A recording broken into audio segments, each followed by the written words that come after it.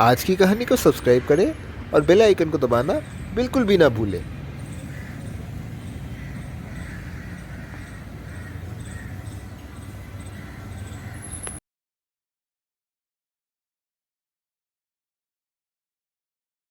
यहाँ पर एक राजा था जो अपना साम्राज्य छोड़कर जा रहा था।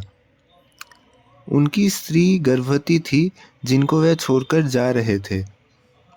उनकी स्त्री उनके वापस आने की प्रतीक्षा करती है। कुछ दिनों के बाद उनकी एक पुत्री संतान होती है। कुछ दिनों के बाद उनकी स्त्री की भी मृत्यु हो जाती है। राजा दरबार को वापस लौटते हैं। वे राजा बहुत अकेले हो गए थे। एक वर्ष बाद वह एक नई औरत से विवाह संपन्न करते हैं। वह औरत बहुत सुंदर व प्यारी थी। उसको सदा ईर्ष्या होती थी। वह सदा आईने से पूछती थी कि इस धरती में कौन सबसे सुंदर है। आईना उसको सबसे सुंदर होने की बात बताता है। उनकी पुत्री कई वर्षों बाद एक सुंदर व प्यारी लड़की बन जाती है। वह दिखने में इतनी सुंदर थी कि उस साम्राज्य के राजकुमार एल्सी से उसका संबंध जुड़ता है। महारानी इस खबर को सुनने के बाद ईर्ष्या करती थी और वह आईने से पूछती रहती थी कि कौन अधिक सुंदर है। आईना उसको अब राजकुमारी के सुंदर होने की बात बताता है। ये सुनकर महारानी क्रोधित होती है और बाहर की ओर आती है। महारानी राजकुमारी से छुटकारा पाने के लिए एक योजना बनाती है। वह अपने दूत को बुलाती है। वह राजकुमारी को वन में जंगली जानवरों के बीच उसे छोड़कर आने की आदेश देती है। वह दूत उसको वन में छोड़कर आता है। वह रात्रि को वन में टहल रही थी। वह वन में टहल रही थी तभी उसे वहां पर एक घर दिखाई देती है।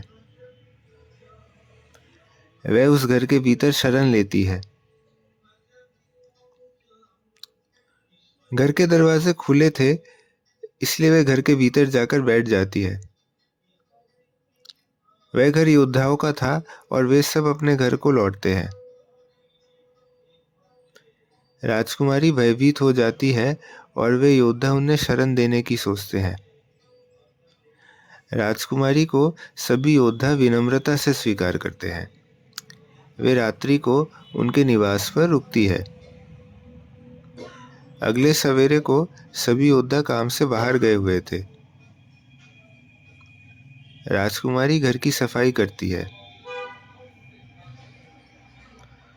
उस सवेरे दरबार में महारानी आईने से पूछती है कि कौन सबसे सुंदर है। आईना राजकुमारी का उत्तर देती है। यह सुनकर महारानी आश्चर्य होती है और राजकुमारी को मारने की सोचती है। वह अपने दूत को बुलाती है और राजकुमारी को मारने की बात बताती है। अगले दिन सवेरे को वह दूत एक बूढ़ी औरत की वेश में योद्धाओं के घर जा पहुंचती है। दूत को उनके घर का ठिकाना पता होता है। राजकुमारी द्वार जाकर खोलती है और वह औरत उसको एक लाल सेब देती है। वह भूखी थी और उस सेब को थोड़ा खाने लगती है। वह सेब खाकर मेज पर गिरती है और मर जाती है। योद्धा घर को लौटते हैं और दरवाजे को खुला देखते हैं। वे सभी राजकुमारी को मृत देखते हैं। वे सभी सहम जाते हैं और राजकुमारी की अंतिम संस्कार करने को सोचते हैं। कुछ दिनों के बाद वे योद्धा राजकुमारी को एक शीशे के कब्र में रख देते हैं। वहां पर दरबार में महारानी आईने से दोबारा पूछती है। आईने उसको सबसे सुंदर बताता है। महारानी उसके उत्तर से संतुष्ट होती है। राजकुमार एल्सी अपनी राजकुमारी की खोज में निकलता है। वह सूरज, आकाश से राजकुमारी का पता पूछते हुए जाता है। आखिर में हवा उसे पता बताता है। वह हवा के फौरन बताए गए ठिकाने पर चलता है।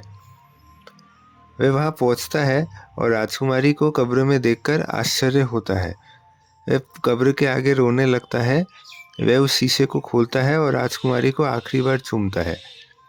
इसी के साथ राजकुमारी फिर से जिंदा हो जाती है।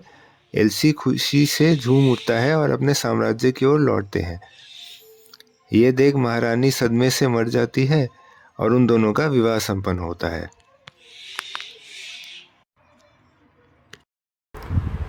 अगर आपको आज की कहानी पसंद आई हो तो कहानी को लाइक करें, इसको शेयर करें और चैनल को सब्सक्राइब करें। नमस्कार।